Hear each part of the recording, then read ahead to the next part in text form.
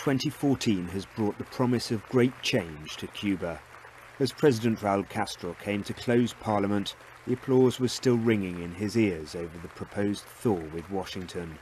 The government took a moment to revel in what is being portrayed in Cuba as a victory over the imperial power to the north. Ya están los cinco. The five are back, the head of the parliament told the gathered deputies, as the now infamous group of Cuban intelligence officers, known as the Cuban Five, watched on. But when Mr. Castro took to the podium, he warned Parliament and the millions of Cubans watching at home to keep their feet on the ground.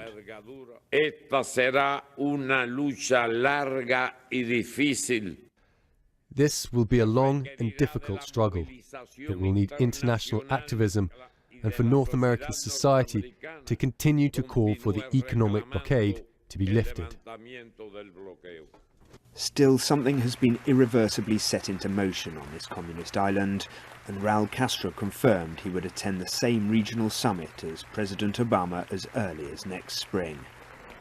This was a speech that was high on symbolism, with the presence of the Cuban Five and Elian Gonzalez, but also it was defiant, with Raul Castro saying that Cuba would not be changing course in what has been one of the most historic years of the Cuban Revolution. Outside the chamber, the Cuban Five were mobbed like members of a visiting rock group.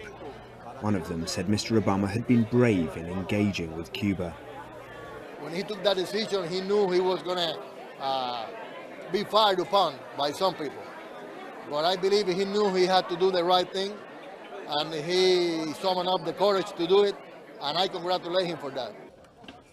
There are high expectations for the future of US-Cuban relations as this extraordinary year draws to an end.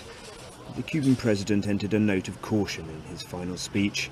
"We don't expect them to change their political system," he said of Washington, "but for the dialogue to succeed, we demand that they respect ours." Will Grant, BBC News, Havana.